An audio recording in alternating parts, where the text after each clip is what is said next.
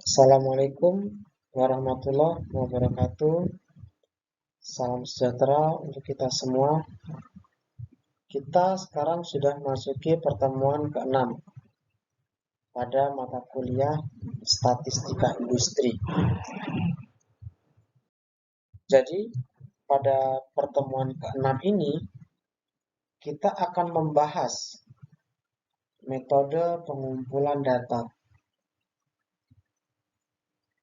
Jadi, di metode pengumpulan data ini secara garis besar, bagaimana cara kita melakukan pengumpulan data. Apa saja yang bisa digunakan, instrumen apa yang bisa digunakan sebagai pengumpul data. Seperti itu. Untuk lebih mendalamnya, kita lanjut ke slide berikutnya. Jadi, sebelum kita mengumpulkan data, terlebih dahulu kita harus mengenal sumber dari data tersebut. Jadi sumber data dibedakan menjadi dua. Ada sumber data primer dan sumber data sekunder. Sumber data primer adalah respon individu atau kelompok fokus dan panel yang secara khusus ditentukan oleh peneliti dan di mana pendapat bisa dicari terkait persoalan tertentu dari waktu ke waktu. Atau sumber data primer merupakan sumber umum seperti majalah atau buku. Internet juga bisa menjadi sumber data primer jika kuesioner itu disebarkan melalui internet. Misal kita memakai Google Form untuk mencari data-data terkait kepuasan pelanggan dan lain-lain seperti itu. Kemudian sumber data sekunder seperti catatan atau dokumentasi perusahaan, contohnya publikasi pemerintah, analisis industri oleh media, situs web, dan sebagainya. Dalam kasus lingkungan atau situasi dan peristiwa khusus dapat menjadi sumber data. Jadi sumber data sekunder itu merupakan sumber data yang sudah diolah oleh orang lain, peneliti lain, sehingga kita sebagai peneliti selanjutnya ingin melakukan analisis lebih lanjut terhadap data-data tersebut. Itu merupakan sumber data sekunder.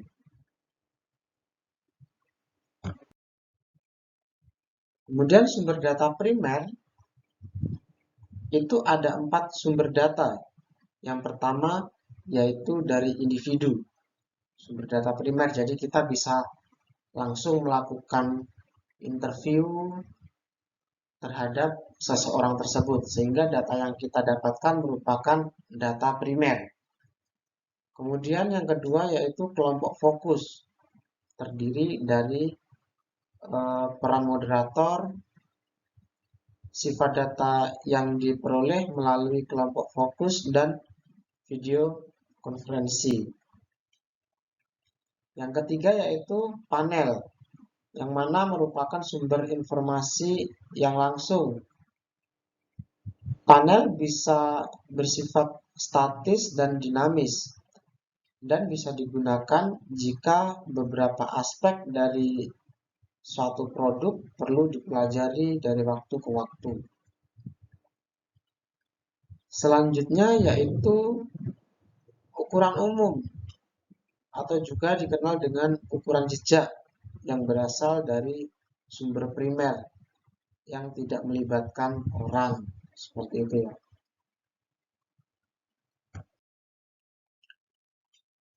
Kemudian data sekunder. Data sekunder ini mengacu pada informasi yang dikumpulkan oleh seseorang atau peneliti dan bukan kita sebagai peneliti yang melakukan studi yang mutakhir. Contohnya tadi sudah saya sebutkan, ketika kita ingin melanjutkan penelitian A, itu data-data dari peneliti A tadi itu menjadi data sekunder. Kemudian keuntungan mencari sumber data sekunder adalah kita dapat menghemat waktu dan biaya untuk mendapatkan informasinya. Jadi sumber informasi itu sudah ada di situ. Tetapi data sekunder sebagai satu-satunya informasi yang mempunyai kekurangan dalam hal menjadi usang dan tidak memenuhi kebutuhan yang spesifik dari situasi keadaan tertentu. Nah, karena itu penting untuk mengacu pada sumber yang memberikan informasi terkini dan terbaru. Jadi kita biarpun mencari data-data sekunder itu harus yang mutakhir, harus yang terbaru dari data tersebut. Misalnya untuk mencari literatur dari jurnal-jurnal, itu jurnal-jurnal minimal 5 tahun lah, baru kita bisa pakai itu referensinya.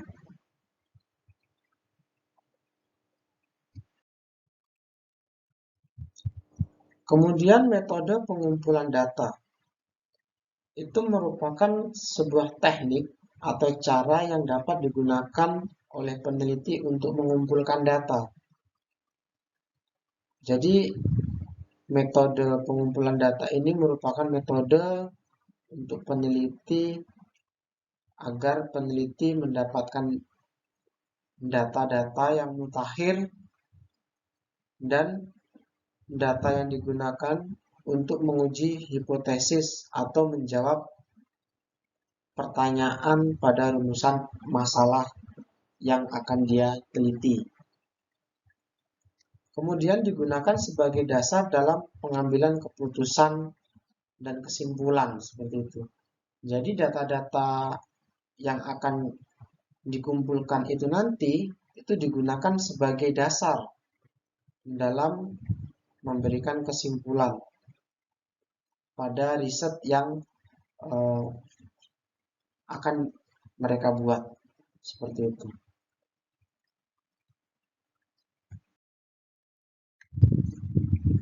Kemudian jenis dari metode pengumpulan data itu ada 3 ya. Yang pertama yaitu dengan wawancara. Jadi kita akan melakukan wawancara atau komunikasi langsung dengan narasumber untuk mendapatkan data-data primer, data-data yang aktual seperti itu. Yang kedua yaitu dengan menggunakan observasi. Observasi ini digunakan melalui pengamatan dari peneliti menggunakan panca indera terutama mata untuk mengamati keadaan-keadaan yang akan diteliti. Yang ketiga yaitu menggunakan dokumentasi. Jadi pengumpulan data juga bisa menggunakan dokumentasi. Seperti kita melakukan penyebaran kuesioner. Sehingga data-data yang akan kita dapat itu bisa terrecord atau terdokumentasi dengan baik di sana. Informasi-informasi yang akan kita dapat itu menjadi informasi yang utuh, tidak hilang seperti itu.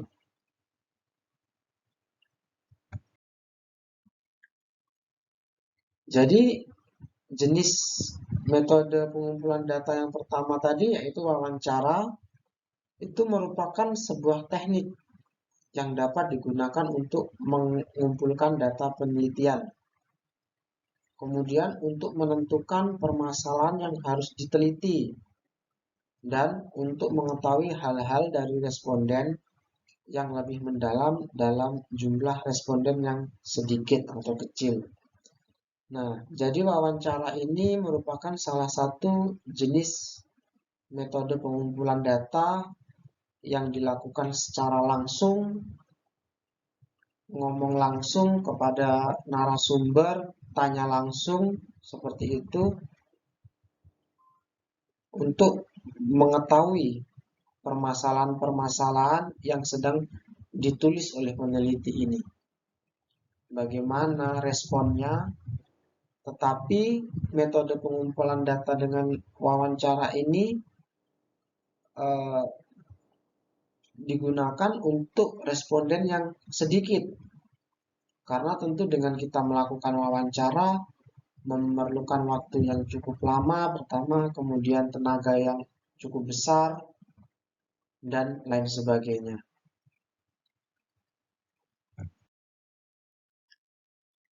Menurut Hamid, dalam melakukan wawancara dapat dilakukan sesuai dengan langkah-langkah berikut. Yang pertama yaitu menyusun petunjuk wawancara. Jadi pewawancara harus mempunyai petunjuk tertulis yang menunjukkan pertanyaan apakah yang harus ditanyakan. Bagaimana urutan eh, bagaimana urutan serta pertanyaan spontan apakah yang diperbolehkan untuk memperoleh jawaban yang lengkap. Jadi sebelum melakukan wawancara itu perlu adanya petunjuk wawancara agar eh, peneliti atau yang mewawancarai mendapatkan jawaban yang utuh, yang lengkap, yang sesuai dengan harapan yang peneliti inginkan. Kemudian yang kedua yaitu komunikasi selama wawancara. Sebelum mengajukan pertanyaan formal, beberapa saat harus digunakan untuk menciptakan suasana yang netral dan wajar. Orang yang mewawancarai harus tanggap terhadap reaksi subjek dan meneruskan pada saat yang tepat. Nah, jadi pada saat melakukan wawancara ini kita harus komunikatif seperti itu dan eh, memberikan pertanyaan-pertanyaan yang umum di awalnya sehingga eh, yang diwawancarai atau narasumber tidak merasa grogi seperti itu. Gunakan bahasa-bahasa yang umum, jangan bahasa-bahasa yang formal terlebih dahulu seperti itu. Sehingga suasana wawancara itu bisa cair dan apa yang akan kita inginkan, data-data yang kita inginkan itu bisa keluar semua dari narasumber seperti itu. Kemudian yang ketiga yaitu merekam tanggapan. Merekam tanggapan dari narasumber. Tanggapan-tanggapan yang diperoleh selama wawancara dapat direkam secara manual oleh pewawancara atau dengan cara memakai alat perekam secara mekanik. Seperti itu ya. Jadi tanggapan-tanggapannya bisa kita tulis di kertas atau mungkin bisa kita rekam menggunakan alat-alat elektronik lainnya. Yang keempat yaitu pengujian awal prosedur wawancara. Nah, uji coba dilakukan dengan menggunakan sampel yang kecil dan dari populasi yang sama atau sangat mirip dengan yang akan digunakan dalam penelitian. Nah, di sini jadi wajib ya dilakukan pengujian awal prosedur wawancara ini agar uh, wawancara yang kita lakukan itu bisa lebih terukur seperti itu.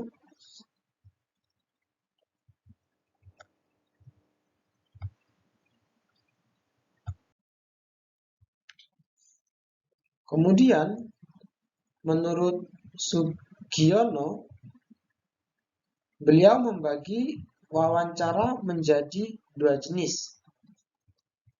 Yang pertama yaitu wawancara terstruktur. Wawancara terstruktur ini adalah suatu bentuk wawancara di mana pewawancara dalam hal ini peneliti menyusun secara terperinci dan sistematis rencana atau pedoman pertanyaan menurut pola tertentu dengan menggunakan format yang baku. Jadi di sini peneliti atau pengumpul data mengetahui dengan pasti informasi apa yang akan dia peroleh. Makanya peneliti harus melakukan penyusunan pertanyaan-pertanyaan wawancara tersebut secara terperinci dan sistematis, berurutan seperti itu. Kemudian yang kedua yaitu wawancara tidak terstruktur atau wawancara yang bebas, di mana peneliti tidak menggunakan pedoman wawancara yang telah tersusun secara sistematis dan lengkap untuk mengumpulkan datanya. Jadi di sini peneliti berusaha mendapatkan informasi awal tentang permasalahan yang ada pada objek penelitian, sehingga peneliti dapat menentukan variabel yang akan diteliti. Nah, jadi bedanya itu tadi wawancara terstruktur dan tidak terstruktur. Secara garis besar, pada wawancara terstruktur itu berarti peneliti sudah mempunyai topik penelitian apa yang akan dia buat. Tetapi kalau wawancara tidak terstruktur, di sini peneliti sebenarnya belum mempunyai topik, tetapi mereka ingin menggali lebih dalam apa sih yang bisa mereka angkat menjadi topik penelitian seperti itu.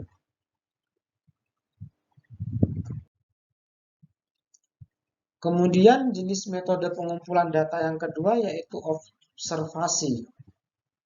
Observasi merupakan kemampuan manusia menggunakan seluruh panca inderanya dan memperoleh hasil dari fungsi panca indera utama yaitu mata untuk memperoleh data atau informasi. Jadi di sini observasi itu merupakan salah satu metode untuk mendapatkan data melalui penglihatan peneliti. Dia melakukan observasi terhadap apa yang ingin ditelitinya. Mengacu pada fungsi pengamat dalam kelompok kegiatan, maka observasi dapat dibedakan lagi menjadi dua bentuk. Yang pertama yaitu partisipan observer. Jadi di sini peneliti atau pengamat secara langsung ikut terlibat dalam kegiatan yang diamati. Peneliti terlibat dalam kegiatan sehari-hari orang yang sedang diamati atau digunakan sebagai sumber penelitian. Dan yang kedua yaitu non-participan observer. Jadi di sini peneliti tidak ikut dalam kegiatan yang diamati. Jadi dia cuma mengamati saja, tidak berbaur dengan masyarakat sekitar. Seperti itu.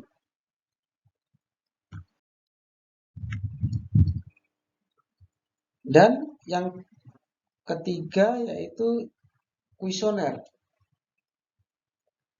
Kuesioner merupakan instrumen penelitian yang berisi serangkaian pertanyaan atau pernyataan untuk menjaring data atau informasi yang harus dijawab oleh responden. Kelebihan dari kuesioner itu yang pertama responden dapat menjawab dengan bebas. Yang kedua dapat digunakan untuk mengumpulkan data dari responden yang jumlahnya cukup banyak. Berbeda dengan wawancara tadi, untuk kuesioner ini itu merupakan jenis instrumen pengumpulan data yang dapat digunakan untuk melakukan atau menggali sumber-sumber informasi dari responden dengan jumlah yang lebih banyak. Kalau wawancara itu nggak bisa banyak karena dia membutuhkan waktu yang pertama, kemudian energi dan biaya tentu juga lebih banyak di situ. Kuesioner juga dibedakan menjadi dua jenis. Yang pertama berstruktur atau tertutup, di mana kuesioner ini menyediakan beberapa kemungkinan jawaban. Manfaatnya yang pertama mudah diisi.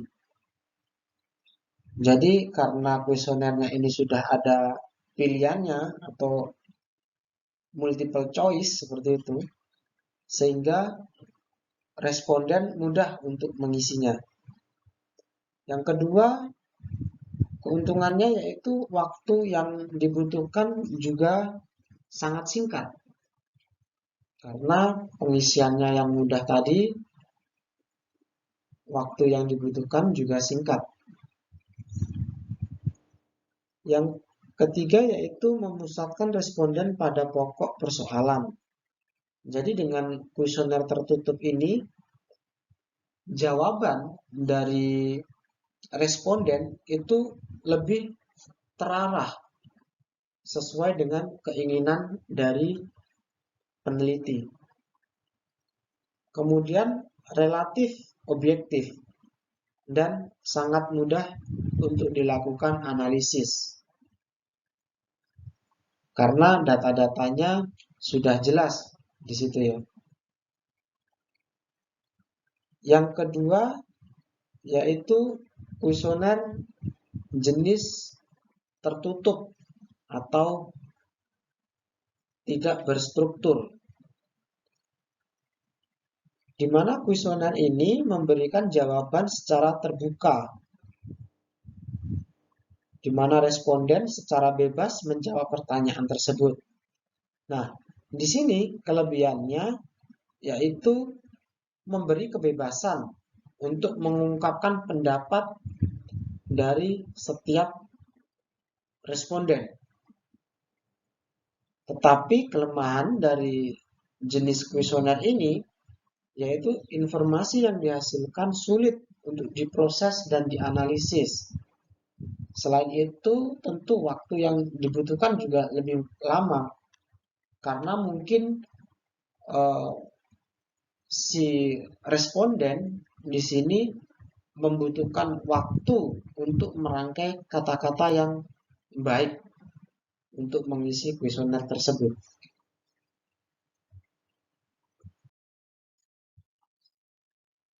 Kemudian jenis instrumen selanjutnya yaitu tes. Nah, tes ini merupakan teknik pengukuran yang di dalamnya terdapat berbagai pertanyaan atau serangkaian tugas yang harus dikerjakan atau dijawab oleh responden. Dalam tes ini terdapat beberapa jenis, ada 4 jenis. Yang pertama yaitu achievement test atau tes prestasi belajar. Biasanya di sini tes-tes ini digunakan untuk rekrutmen karyawan baru seperti itu. Jadi perusahaan-perusahaan tersebut memberikan tes kepada calon karyawannya untuk mengetahui seberapa tinggi tingkat kecerdasan calon karyawan baru tersebut. Kemudian yang kedua, proficiency test. Ini merupakan jenis tes atau tes penguasaan. Ini sama halnya dengan tes yang pertama tadi, achievement test. Ini juga banyak digunakan di perusahaan-perusahaan untuk merekrut karyawan barunya. Sehingga perusahaan tersebut mengetahui tingkat penguasaan calon karyawan ini terhadap barang atau alat-alat yang akan mereka operasikan ke depannya. Kemudian yang ketiga yaitu tes bakat. Ini biasanya sering digunakan dalam tes psikologi yang mana ditujukan untuk mengetahui tingkat bakat dari responden. Hasil dari analisis dari tes bakat ini secara umum digunakan untuk meningkatkan bakat dari responden tersebut agar mereka kedepannya bisa lebih sukses seperti itu. Yang terakhir yaitu diagnostik test.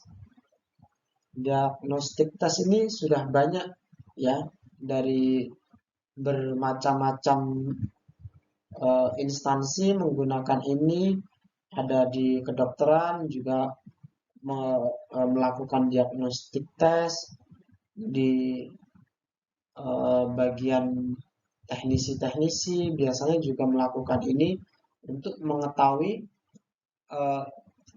tingkat permasalahan yang dihadapi oleh orang ataupun mesin yang sedang didiagnostik tersebut. Seperti itu.